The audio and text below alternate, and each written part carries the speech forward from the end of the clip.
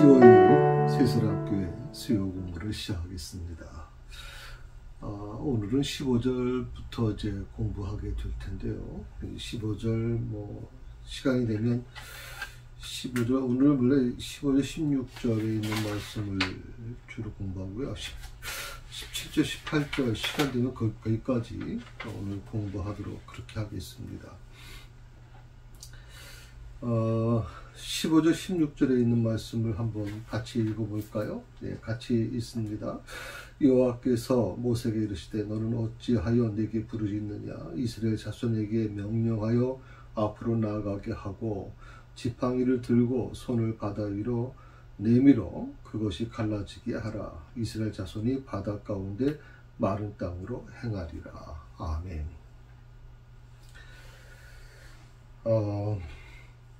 이제 본격적으로 이제 홍해 도강 작전이 시작됩니다. 아마 이스라엘 백성들에게 있어서는 아마 이스라엘 백성들만이 아니라 전 인류 역사 속에서 거대한 그 바다가 갈라지는 이 놀라운 일은 물론 우리나라에서 진도에서도 그 자연 현상으로 이제 일어나는 경우가 있지만 어마어마한 거거든요. 지금 이건 상상도 못하는 일입니다. 그런데 이것이 자연 현상이 아니라 하나님께서 지금 강제로 이걸 만들어 갔다는 거 놀라운 일이죠. 그래서 바로 이 홍해 도강이 하는 이 과정을 우리가 좀 공부하면서 이것을 그 당시에 이스라엘 백성들만이 아니라 바로 우리의 삶이 놓여 있는 문제들, 그 문제들은 이제 홍해라고 하는 그 상상할 수 없는, 기대할 수 없는, 도저히 예상조차 할 수 없는 그런 것에서 어떻게 이스라엘 백성들을 하나님이 구원해 내셨을까? 오늘 우리의 삶에 있어서 여러 가지 힘들고 어렵고 이건 도저히 이건 불가능한 일이야, 안 돼, 할 수 없어 라고 하는 이 부분에 대해서 우리가 이걸 어떻게 하나님의 손으로 하나님과 함께 이 문제를 해결할 수 있을까? 이것을 아마 오늘 이 부분에 대해서 우리가 공부를 하게 될 것입니다. 이건 굉장히 중요한 부분입니다, 여러분. 굉장히 중요한 부분이기 때문에 좀 더 깊이 심도 있게 공부해 봤으면 좋겠습니다.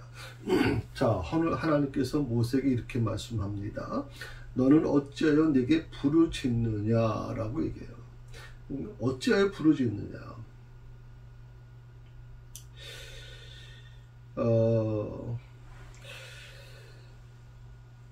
그 하나님께서 모세는 이제 하나님으로부터 약속을 받았잖아요. 그것이 뭐냐면 이제 가나안 땅에 대한 약속이잖아요. 가나안 땅. 하나님께서 아브라함에게 약속하셨던 그 약속의 땅. 400년 가까이를 애굽의 노예 생활을 하면서 종노릇하면서 정말 힘들게 살아왔던 이스라엘 백성들이 이제 하나님이 아브라함에게 약속한 그 약속, 430년 전에 약속했던 것을 지금 이루시려고 한단 말이죠. 그 약속을 지금 하나님이 모세에게 허락하셨거든요. 이제 그 과정에서 굉장히 어려움들이 존재하는 거죠. 지금 우리가 부딪히는 거는 이제 홍해가 앞에 가로막고 있었고요. 또 바로의 군대가 지금 뒤쫓아오고 있고요. 그 다음에 우리가 좀 나중에 또 공부하겠습니다만은 광야 사막이다 보니까 이제 물을 얻지 못해가지고 이제 갈증, 죽겠다고 얘기할 정도였으니까 이제 갈증이 심하게 일어났고, 또 그 사막에서 아무것도 구할 수가 없으니까 이제 배고픔에 대한 굶주려 죽을 위기까지 가는 그런 어려움을 겪게 됐고요. 또 낮에는 더위와 밤에는 또 추위 속에서 그들이 이제 보내게 되지 않습니까?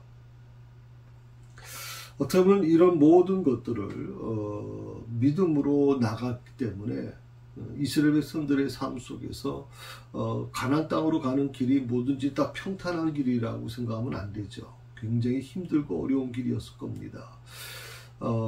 이 부분을 우리가 좀 깊이 생각해 보면 좋겠다는 생각이 들어요. 그래서 하나님께서 모세에게 이렇게 말씀하신다면 너는 어찌하여 부르짖느냐? 모세가 부르짖을 수밖에 없는 건 이스라엘 백성들이 지금 죽겠다 그러는데 이스라엘 백성들이 지금 홍해 앞에 홍해가 그 물결이 바다가 막 넘실거리고 있는 그 홍해를 바라보면서 앞에 갈 수가 없잖아요. 전진할 수가 없잖아요. 지금 아무것도 할 수가 없는 거예요. 자기 힘으로는. 자, 그 속에서 또 바로의 군대가 쫓아온다는 것 때문에 소들이 지금 여러 가지 두려움에 휩싸여 버렸단 말이죠. 죽음에 대한 그리움, 두려움, 또 바로 군대가 이제 분명 오면 보복할 거라고 하는 이 두려움. 아마 그 이스라엘 백성들도 물론 두려워했겠지만 이스라엘 백성들보다 더 진짜 두려운 사람들이 어떤 사람들일까요? 사실 바로의 군대를 군대를 이제 거느리고 온 이유 중에 하나는 뭐냐면 이스라엘 백성들을 거의 지금 200만 명 가까이 되는데 다 몰살시키겠느냐. 그러니까 백성들을 몰살시키지는 않을 거라고 생각해요. 왜? 그 애굽에 있어서는 그건 귀한 자원이잖아요. 네. 애굽 사람들 대신해서 모든 굳은 일을 감당해야 되는 그 자원인데 그 자원을 전부 다 몰살시키는 일은 없죠. 근데 문제는 뭐냐면 진짜 두려워했던 사람들이 누구냐면 지도자급입니다. 네. 장로들, 그 핵심 멤버들이죠. 이들은 결국 살아남지 못할 거란 말이죠. 네. 그러니까 어떻게 보면 그런 어떤 두려움이 그들의 마음속에 굉장히 강하게 지배했을 거라고 생각이 듭니다. 자, 이 어려움을 겪고 있는 성도들, 이스라엘 백성들을 향해서 또 모세를 향해서 어찌하여 내게 부르짖느냐라고 말씀하십니다. 아니, 부르짖는 게 잘못된 거 아니잖아요. 당연히 힘든 일을 겪으면 우리는 다 하나님께 부르짖고 하나님께 기도하잖아요. 오늘 모세도 역시 마찬가지로 이스라엘 백성들이 지금 죽겠다는데 이스라엘 백성들이 지금 정말 아우성치고 있는데 또 그 원망을 모세에게 막 쏟아붓고 있는데 그 모세가 할 수 있는 게 뭐예요? 하나님 앞에 엎드리는 거지 하나님 앞에 엎드려서 하나님 죽겠습니다. 더 이상 못하겠습니다. 라고 아직 자기 마음을 토로하고 있는 거 아니에요. 그런데 하나님께서 말씀하시는 건 너무 충격적인 거예요. 어찌 내게 부르짖느냐. 아니 기도하는데 왜 기도하냐고 물으시면 뭐라고 얘기해야 될까요?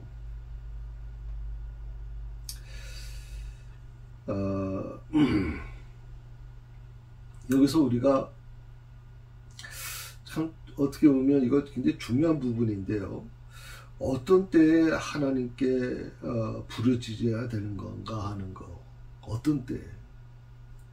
그러니까 우리가 상식적으로 생각하는 거는 어느 때든지 하나님께 나가 기도하는 건 참 바람직하다고 생각을 했는데 특히 이 위기를 만났을 때 인생의 가장 큰 위기를 만났을 때 기도하는 것은 당연한 건데 하나님께서는 너는 왜 내게 부르짖느냐라고 대묻고 계시단 말이죠. 그러면 여기서 우리가 한번 좀 생각해 봐야 될 게 뭐냐면 자, 우리가 어려움을 겪게 되면 내가 감당할 수 없는 어려운 시련을 맞이하게 됐을 때 우리는 어떻게 해야 될 것인가? 저는 세 가지에 대한 부분을 말씀을 좀 드리고 싶어요. 제가 뭐냐면 어떤 때에 하나님께 부르짖어야 되느냐 하는 거예요. 어떤 때.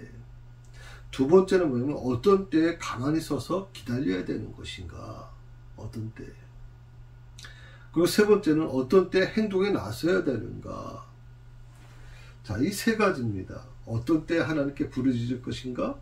어떤 때 가만히 서서 기다릴 것인가?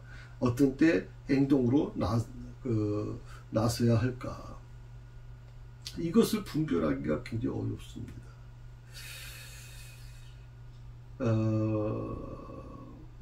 오늘 너는 어찌하여 내게 부르짖느냐라고 하는 이 하나님의 물음 속에는 지금은 기도할 때가 아니라 지금은 행동할 때야. 지금은 행동할 때다라고 말씀하고 계시는 것이거든요. 하나님께서 이 기도하던 모세에게 너는 왜 큰 소리로 경청만 하려고 강청이라고 보통 얘기하죠. 또 부르짖는다는 걸 얘기하는데 부르짖는 걸 강청한다는데 강청만 하느냐라고 말씀하고 있어요. 왜 너는 부르짖기만 하느냐라고 얘기하는 거거든요. 그러니까 부르짖어야 될 때가 언제냐. 오늘 하나님께서는 아까 조금 전에 말씀드렸지만 이 세 가지가 있잖아요. 부르짖어야 될 거, 또 가만히 서서 기다려야 될 때, 행동해야 될 때. 요 세 가지 중에 어떤 걸 지금 내가 해야 되는 거냐 하는 것에 대해서 이 시기를 우리가 파악하기가 쉽지 않죠. 사실은 굉장히. 무조건 그냥 기도만 한다고 되는 게 아니고요. 또 무조건 그냥 행동부터 먼저 나가는 것을 바람직하지 않고요. 무조건 그 자리에 서서 그냥 멀뚱멀뚱 쳐다보고 하나님의 도우심을 기다리고 있는 것만이 다는 아니라고 생각하는 거예요. 이 세 가지 중에 어떤 걸 우리가 택할 것이냐라고 하는 부분에서 부르짖어야 될 때가 언제냐? 여러분 언제라고 생각하세요? 부르짖을 때는. 어려움 만났을 때 부르짖는 거 당연하다고 생각을 하죠. 또 우리 교회 같은 경우는 이제 새벽 기도가 무슨 예배 형식이 아니잖아요. 그러니까 누구 눈치 볼 거 없이 그냥 자유롭게 나와서 기도하고 돌아가지 않습니까? 부르짖어야 될 때가 언제냐? 이렇게 생각할 수 있어요. 두 가지가 있습니다. 약속이 없을 때입니다. 내가 하나님께 막 부르짖고 기도하는데도 불구하고 하나님의 약속이 없어요. 하나님의 응답이 없어요. 어떤 기도를 통해서 우리가 기도하며 부르짖을 때 하나님의 응답이 있으면 응답이 있을 때는 그 문제가 없어요. 그런데 응답이 없어요, 여러분. 약속이 없어요, 지금. 그럴 때는 정말 부르짖으셔야 돼요. 정말 사활을 걸고 부르짖어야 돼요. 오늘 모세 같은 경우는 사실 하나님의 약속이 사실 있었죠. 하나님께서 가나안 땅으로 이끌어 가시겠다고 그러고 오늘 말씀에도 15절 16절의 말씀을 보게 되면 하나님께서 그런 약속을 주셨음에도 불구하고 그가 부르짖으니까 하나님께서 그 부르짖음을 중지시키고 행동할 때라고 얘기하시는 거거든요. 행동할 때다.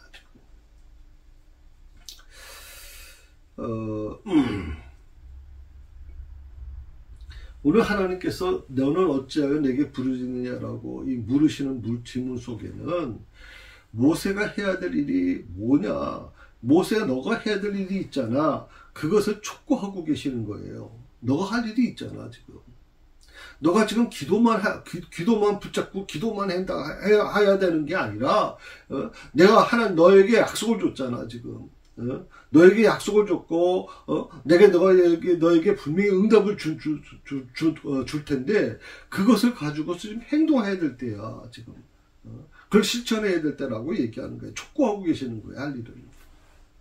그리고 그것을 하지 않고 하나님께 막 때를 쓰고 있는 이 모세에게 향해서 책망하고 계시는 모습이 오늘 이 말씀 속에 나타나 있습니다. 그리고 하나님께서는 이스라엘 백성으로 하여금 앞으로 나가라고 하십니다. 장막을 걷고 앞으로 행진하라는 뜻입니다. 그래서 그전에는 이제 이스라엘 백성들이 장막을 쳤지 않습니까? 그리고 장막을 쳤다는 게 뭐예요? 거기서 이제 머물렀다는 뜻인데 왜 하필이면 그것이 애굽 국경을 넘어서는 땅이 아니라 애굽 국경 밖에서 다시 안으로 들어오게 만들었을까? 장막을 쳤다가 걷는 거 이거 쉽질 않죠. 그 바웨 군대가 지금 바로 뒤쫓아왔을 때 빨리 도망가도 모르겠는데 지금 장막을 다시 걷어서 행진하려면 쉽지 않단 말이죠. 그러니까 장막을 친 것을 다시 장막을 걷고 바로 그 뒤에는 바로 눈에 볼 수 있을 정도로 가까이 바로 군대가 좀 쫓아와 있어요. 그거를 하나님께서는 낮에는 구름기둥과 밤에는 불기둥으로 그들을 막아주고 있는 거예요, 지금. 그래서 앞으로 들어오지 못할 뿐이지 그들의 눈으로 보여요, 지금. 이스라엘 백성들 눈에. 그래 얼마나 겁이 났겠어요. 그러니까 하나님께서 뭐라고 말씀하냐면 정말 이제 장막을 걷고 앞으로 행진하라고 하는 건데 앞으로 나가라고 하는 것인데 앞에는 뭐가 있어요? 홍해가 있단 말이죠. 홍해 빠져 죽으라고 하는 건가 대체. 하나님 대체 어떻게 하라는 거예요? 뒤에는 바로의 군대가 좀 눈에 쫓아와가지고 눈에 보일 정도가 가까이 와 있는데 하나님께서 또 앞으로 나가라 그런다. 앞에는 또 홍해가 막혀 있단 말이죠. 바닷물에 뭐 빠져 죽으라는 것도 아니고 이거 왜 그러시는가? 방법이 없는데 하나님께서는 간단한 얘기예요. 믿음의 발걸음을 떼어놓으라는 거예요. 앞에 이 홍해에 대한 바로의 군대에 대한 두려움 때문에 아무것도 못하고 그냥 벌벌벌 떨고 있는 이스라엘 백성들에게 한 걸음 그 발걸음을 떼라는 거예요. 믿음의 발걸음을 떼라. 왜? 그 믿음의 발걸음이라는 게 뭐예요? 하나님에 대한 믿음이에요. 그 하나님에 대한 믿음을 믿고 하나님을 의지하고 발걸음을 떼라. 그건 불가능한데요. 하나님 앞에 홍해가 가로막고 있는데요. 어떻게 해요, 하나님? 저 바다에 우리 빠져 죽으라 그러는 겁니까? 어떻든 간에 하나님께서 가라고 하면, 앞으로 나가라고 하면 나가면 돼요. 그렇죠? 그 나머지는 하나님께서 책임져 주시겠죠. 살리든 죽이시든.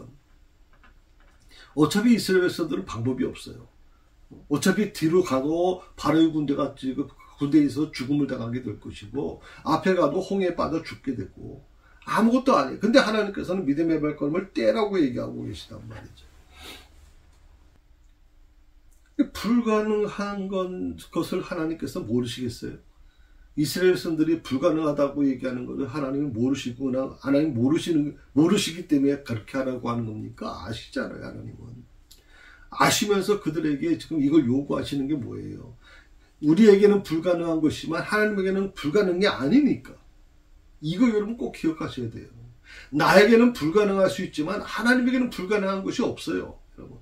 우리가 살아가는 과정에서 이건 하나님은 안 됩니다. 내 힘, 내 능력으로는 안 돼요. 내 지식, 내 경험 아무리 생각해봐도 안 돼, 이거는. 근데 나는 안 될 수 있지만 하나님은 할 수 있단 말이죠. 나에게는 불가능이지만 하나님에게는 불가능이 아니에요. 가능한 거란 말이에요. 그게 홍해든 바로의 군대든 그건 하나님 앞에 아무것도 아니에요. 별거 아니란 말이죠. 그러면 하나님께서 이스라엘 백성들에게 모세를 통해서 앞으로 나아가라. 내게 부르짖는 것 중단하고 이제 이스라엘 백성들에게 자손들에게 명해서 앞으로 나가게 해라 라고 하는 말씀에는 하나님께서 책임질게 내가 너희와 함께 할 거야. 너희 가는 길을 내가 붙잡아 줄 것이고 너희에게 새로운 길을 열어줄 거야. 지금은 불가능하게 보이지만 홍해가 불가능하고 바로의 군대가 불가능하게 보일지 모르지만 나에게는 불가능이 없어. 그러니 나를 믿고 앞으로 나가라는 거 아니에요. 앞으로 나가라는 거.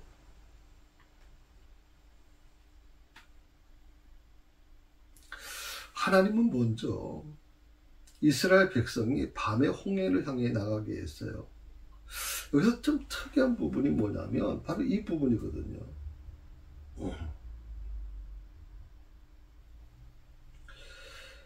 어떻게 보면 뭐 낮에 갈 수도 있는데 그 홍해를 향해 나가는 것에 왜 하나님께서는 그 밤에 보내셨을까 하는 이 부분도 있고요.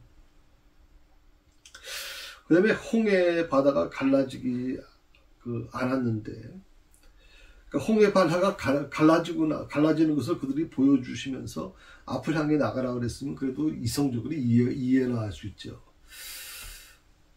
그 자체도 되게 두려웠을 거예요. 근데 그 바다가 갈라지는 모습 보면 얼마나 두렵겠습니까? 그래도 아무튼 바다가 갈라지는 거, 우리가 뭐 진도에 가게 되면 이제 그 길이 나지 않습니까? 그 자연 현상으로 인해서. 이제 그걸 보면 참 신기하다 이렇게 생각할지 모르지만요. 진도가 갈라지는 건 낮은 물이고요. 바다고요. 이 홍해는 어마어마하게 깊은 곳이에요, 여러분. 그것이 갈라진다고 생각해 보세요. 그것도 물이 완전히 흩어진 게 아니라 양쪽에 벽으로 쌓여졌다는 거 아니에요. 그건 자연현상이 아니라는 거죠. 하나님께서 인위적으로 만들어주셨다는 뜻이잖아요. 그러니 바다가 갈라지는 상황에서 가라 그랬으면 이해해도 되는데 그것도 쉽지 않은데 그것도 굉장히 웬만한 믿음이 가지고는 쉽지 않은데 그런데 바다가 갈라지지 않았는데도 불구하고 앞을 향해 나가라고 말씀하고 계세요. 갈라지지 않았는데 아무런 일이 일어나지 않았는데 저는 이것이 하나님의 방법이라고 생각을 해요. 여러분의 인생 살아가면서 어떤 현상이 어떤 뭐 하나님이 함께 하시는 그 증거가 있어야만 된다고 생각할지 모르지만 하나님은 정반대로 얘기하세요. 나를 믿고 나가라는 거예요. 아무것도 어떤 일도 일어나지 않았어요. 그 문제에 대한 어떤 해결 방법도 일어나지 않았어요. 그럼에도 불구하고 하나님은 나를 믿고 나가라는 거예요. 앞을 향해 가라는 거예요. 이 믿음에 대한 시험이에요, 여러분. 홍해는 믿음에 대한 시험이에요. 우리 이것을 통해서 우리 자신의 믿음을 다시 한번 점검해 볼 필요가 있어요. 뭐든지 뭐 어떤 해결점이 있어야만 이루어진다고 생각할지 모르지만 하나님의 방법은 그렇지 않다. 여러분 엘리야를 아시잖아요. 엘리야가 비가 3년 동안 비가 안 왔잖아요.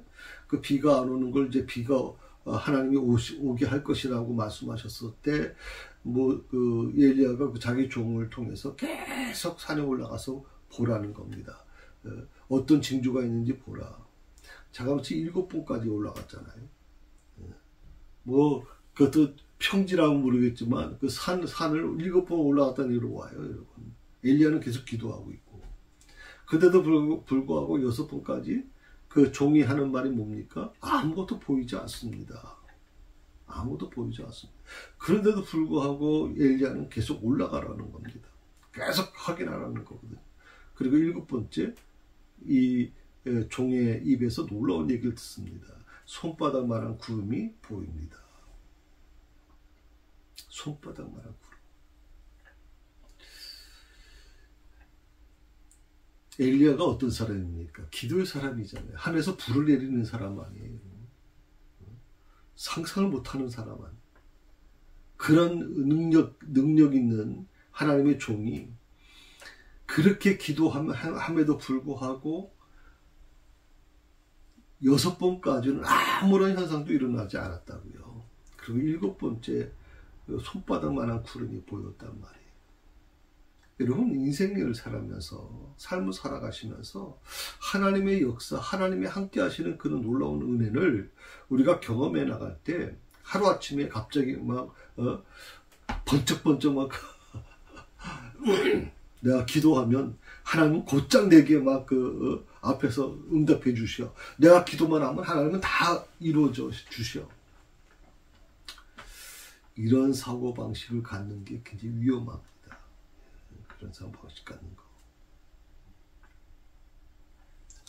하나님께서 그 위대한 엘리야에게도 그런 시간을, 기다림의 시간을 준 것처럼 이 모세에게도, 이스라엘 백성들에게도 역시 마찬가지로 그런 기다림의 시간이 존재한 것이죠.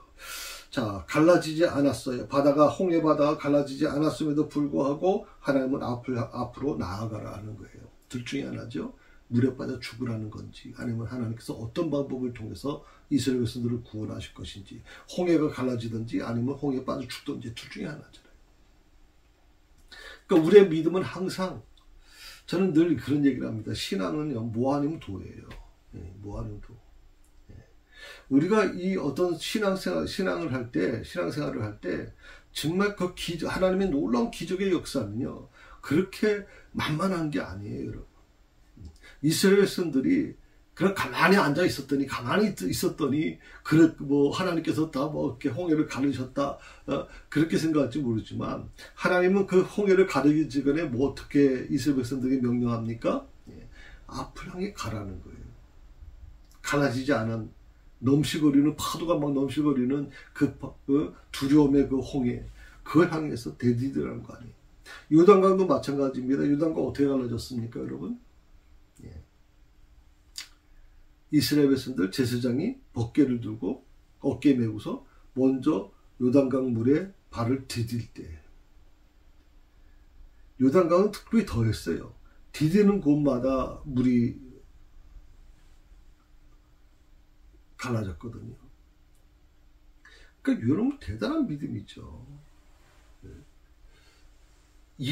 아무것도 변화가 이루어지지 않는데 그게 이루어질 거라고 믿고 앞을 향해 나가는 것은 정말 어려운 부분이에요, 이거 정말. 근데 믿음이라는 건 바로 그런 거 아니에요? 눈에 보이지 않아도 그것이 이루어질 거라고 믿고 가는 거 아니에요? 내가 바라는 것들이 실상으로 이루어지는 것, 히브리서에 있는 말씀 그대로 이루어지는 거 아니에요? 근데 믿음이라고 하는 것을 우리가 어떻게 생각하느냐? 이성적으로 이해하려고 그래. 이성적으로 이해되어야만 우리 믿는다고 생각을 해요. 그 이성적으로 이해되어지는 거, 그게 뭡니까? 별로 과학이에요. 이번에 안창호 국가 인권위원장 후보로 오신 분 청문회에서 한 야당 의원이 그런 얘기를 했거든요. 예. 진화론이 과학이다. 그럼 안창호 후보가 이렇게 얘기를 하죠. 진화론도 하나의 신앙입니다. 창조론만 신앙이 아니라 진화론 자체도 신앙이다. 과학이라고 부를 수가 없다. 이렇게 얘기할 때 그 야당 의원이 재밌는 얘기를 합니다. 진화론은 교과서에 실려 있고 우리는 어릴 때부터 교과서에서 그렇게 배웠다. 진화론은 과학이다라고 얘기하잖아요. 이게 참 무서운 거예요, 여러분. 진짜 무서운 거예요. 진화론 여러분 아시는 것처럼 다윈이 진화론을 만들면서 얼마나 심각한 문제가 일어났는지 몰라요. 이 다윈이 재밌게도요, 신학 공부한 사람, 신학도였어요. 신학을 공부한. 목사가 되려고 했던 사람이에요. 이 진화론 때문에 어떤 일이 일어났는지 여러분 잘 보셔야 돼요. 진화론이 왜 무서운 줄 아세요? 유물론을 기초로 하고 있어요. 유물론. 그러니까 진화론과 가장 근접한 게 뭐냐면 공산주의예요. 유물론자들. 그러니까 이 진화론이 발전하면 발전할수록 사람의 인권이나 사람의 생명, 이것이 무시될 수밖에 없어요. 굉장히 무시될 수밖에 없어요. 그 이름이 뭐냐면 과학이라는 이름으로 이루어지는 거예요. 이게 참 어떻게 보면 굉장히 두려움이고요. 저는 그래서 안창호, 원래 이분이 인권위원장 후보로 청문회에 나오면 이런 질문을 받을 거라는 거 생각 안 했겠습니까? 지금 뭐 시퍼렇게 야당 의원들이 시퍼렇게 막 눈뜨고 막 벌겋게 눈뜨고 막 공격하려고 그러는데 그걸 모르겠습니까? 이분이 헌법재판장까지 했던 분인데. 근데 그걸 알면서도 그 청문회 그 인권위원장을 받아들인 이유가 뭘까요?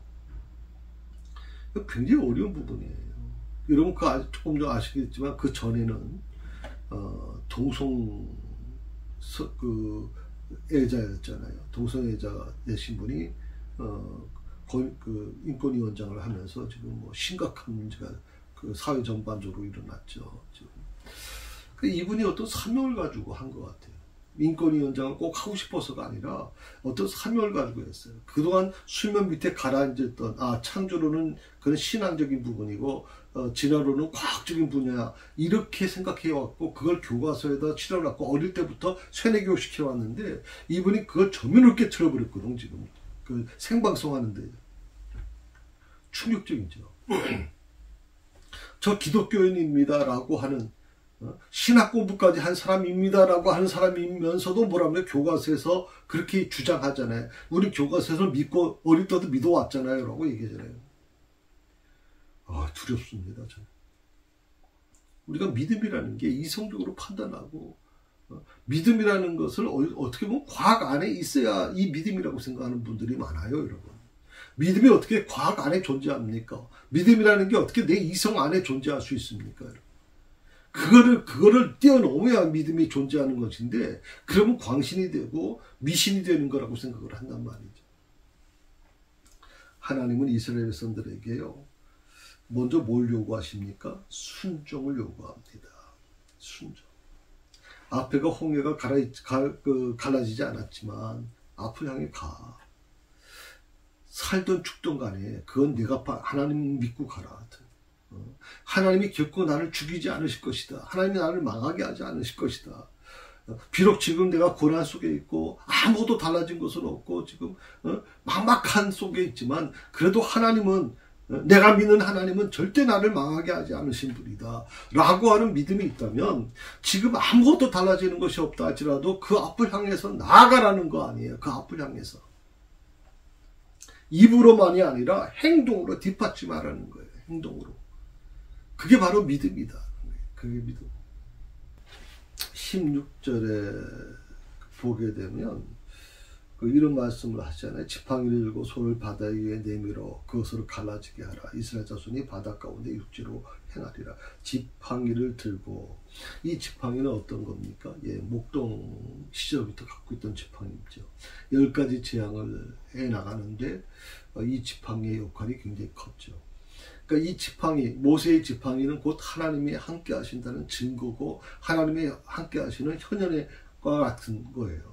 그 모세의 지팡이는 비록 목동 생활, 양을 치던 목동 시절에 갖고 있던 지팡이지만, 그 지팡이는 이제 뱀을 만들 수 있고, 그 지팡이를 통해서 놀라운 일들이 막 곡세 일어났단 말이에요.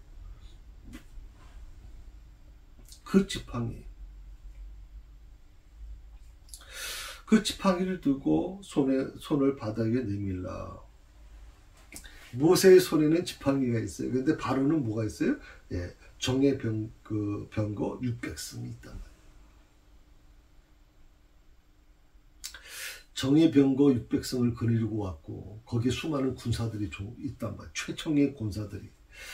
그 칼을 들고 창을 들고, 언제든지 공격하기 위해서 지금 구름 기둥과 불 기둥을 막고 있을 뿐이지, 이제 곧, 이스라엘 백성 눈에 보이니까요. 근데 모세는 지금 지팡이를 들어요. 그리고 손을 바닥에 내밀라는 거예요. 그래서 홍해를 갈라지게 하라는 거예요. 아니, 좀 그래도 그럴듯하게 좀 하나님이 말씀하시지. 그럴듯하게. 아니, 그 지팡이를 내밀어가지고, 그리고 지팡이 한번 내밀었으면요, 지팡이 내밀자마자 그냥 홍해가 갈라지는, 얼마나 멋있겠어요. 근데 밤새도록이라고 얘기해요. 밤새도록. 이게 참 너무 기가 막힌 거예요, 여러분.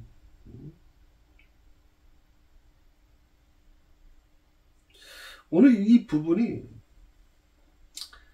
우리가 어떤 일이 일어날 때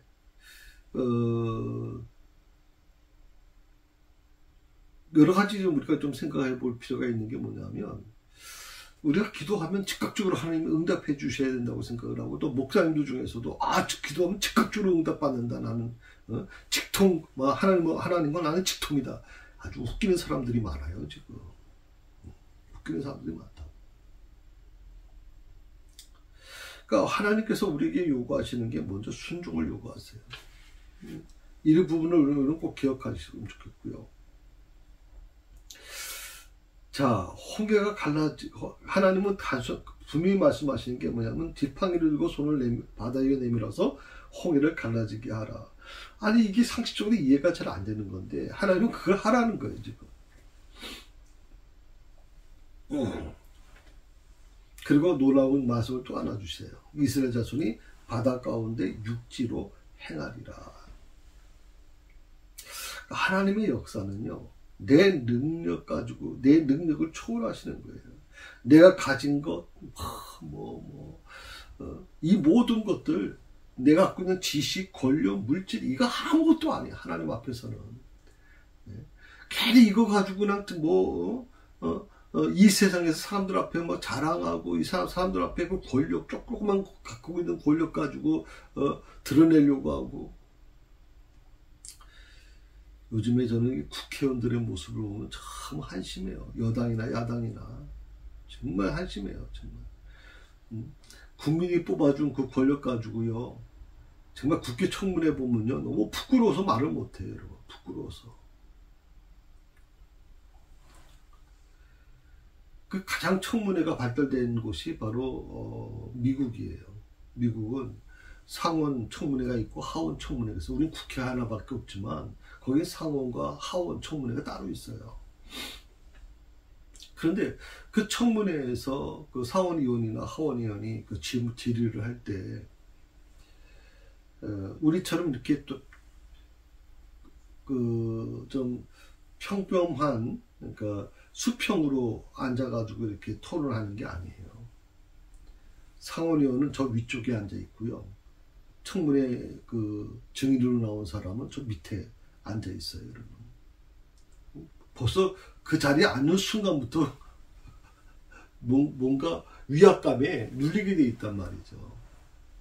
그런데 여러분 잘 보시면 뭐 여러 종류의 사람들이 그 청문회에 나오니까, 다만 정말 어떻게 보면 굉장히 날카로운 공격을 하면서도요, 굉장히 예의를 갖춥니다, 상원의원들이.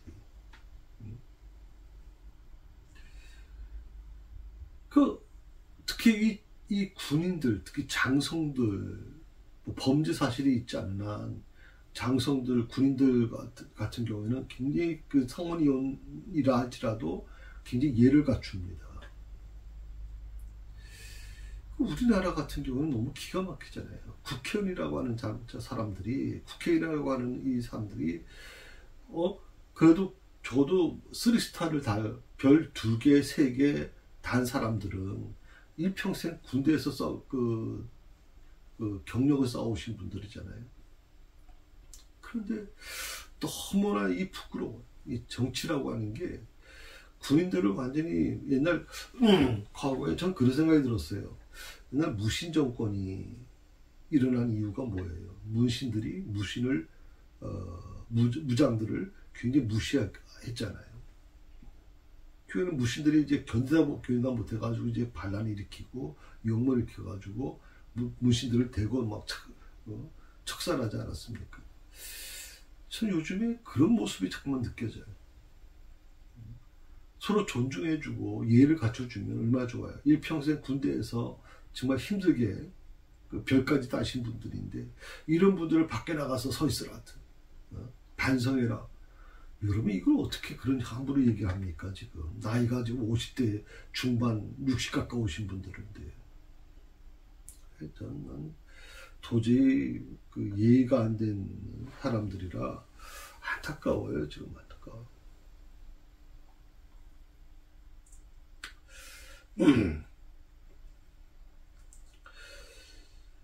자, 하나님께서 이스라엘 백성들에게 앞을 향해 나가라고 하시는 과정에서 그것을 이루어 가시는 게 뭐냐면 지팡이에요. 모세가 갖고 있던 이 지팡이를 통해서 하나님의 이적을 나타내라고 하는 거거든요. 이적을 나타내는 그 권능의 지팡이. 이것은 임마누엘 하나님이 적극적인 후원과 초월적인 권능을 잘 나타내고 있는 모습이 바로 이 지팡이에 대한 개념이거든요.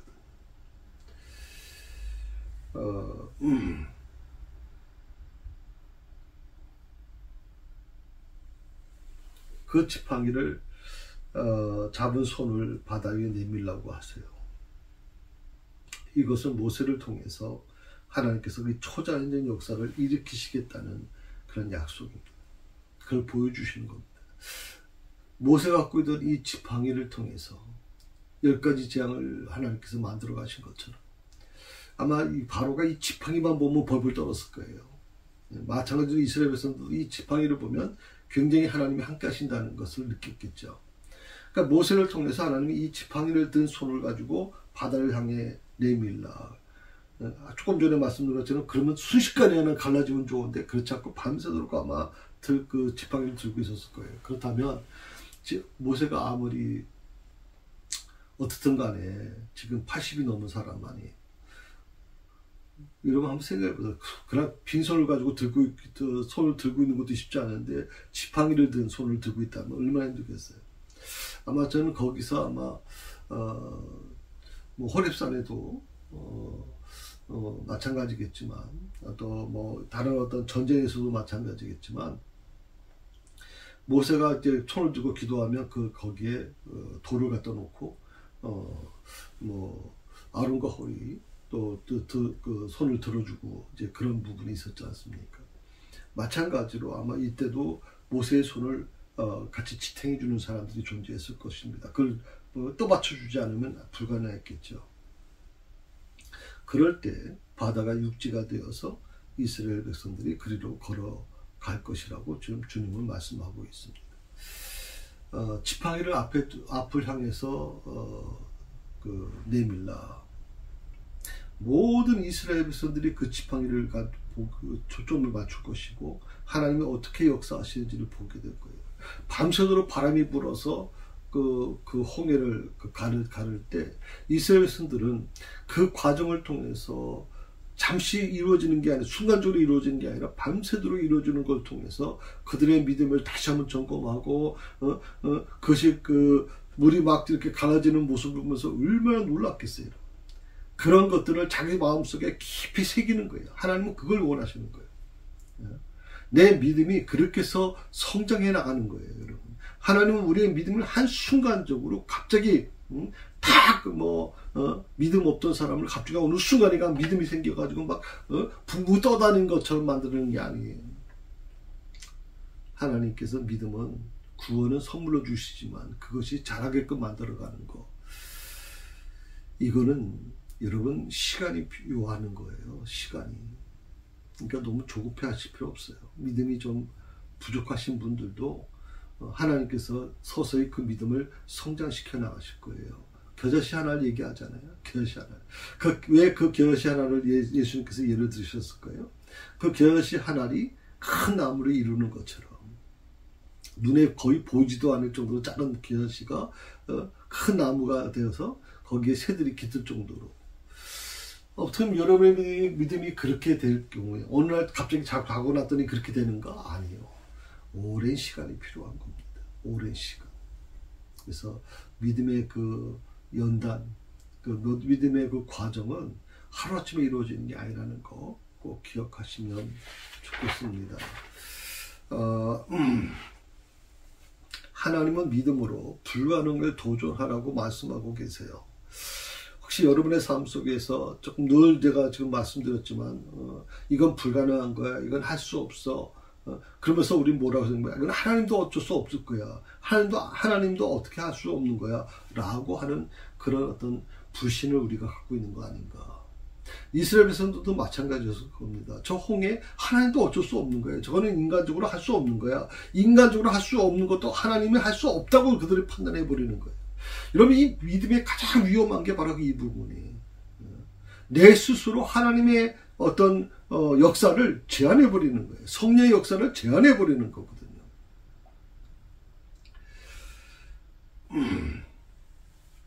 우리 조금 전에 말씀드렸지만 이 도전은 단 한 번에 하는 게 아니라고 그랬잖아요. 밤새도록 지속적으로 해야 된다 그랬어요. 그래서 우리의 인생 도전도 마찬가지예요. 단 한 번에 로또 맞는 것처럼 그렇게 이루어지는 게 아니에요. 오랫동안 지속적으로 이루어져요. 그러니 얼마나 힘들까 하는 거예요. 하나님은 지속적으로 불가능에 도전하기를 원하고 계십니다. 하나님은 먼저 순종하여 앞을 나가기를 원하세요. 이스라엘이 요단강을 건널 때도 마찬가지고 모든 베드로가 말씀을 의지해서 바다를 걷는 것도 마찬가지, 걷는 것도 마찬가지예요. 그때 그는 빠지지 않았죠. 말씀을 의지했을 때. 히브리서 10장 38절 39절을 제가 읽어드릴게요. 오직 나의 의인은 믿음으로 말미암아 살리라. 또한 뒤로 물러가면 내 마음이 저를 기뻐하지 아니하리라. 우리는 뒤로 물러가 멸망할 자가 아니요 오직 영혼을 구원함에 있어서 믿음을 가진 자니라. 아멘. 뒤로 물러가면 그 마음에 저를 기뻐하지 아니, 내 마음에 저를 기뻐하지 아니라. 우리는 뒤로 물러가 멸망할 자가 아니요 오직 영혼을 구원함에 이르는 믿음을 가진 자니라. 그렇습니다. 믿음은 전진하는 겁니다. 뒤로 물러가면 비참한 노예 생활을 하든지 아니면 죽음을 각오해야 됩니다. 그러니까 여러분, 뒤로 물러간다는 게 뭐예요? 과거에 연연하지 말라는 거 아니에요. 과거로 후퇴하지 말라는 거 아니에요. 털고 일어나라는 거 아니에요. 앞을 향해 나가라는 거 아니에요. 앞에 향을 나가는데 내 이성적, 내 경험, 내 지식으로는 도저히 안 돼. 이 세상 기준으로는, 과학적인 사고방식으로는, 이성적으로는 도저히 해결할 수 없어요. 진화론에 빠진 사람들이 창조론을 받아들이지 못하는 것처럼 똑같은 거예요. 창조론은 그냥 신앙이고 진화론은 과학이다라고 하는 이 엉뚱한 이 모습을 여러분 자녀들한테도 그렇게, 자녀들이 어릴 때부터 그렇게 세뇌 교육받고 있어요, 여러분.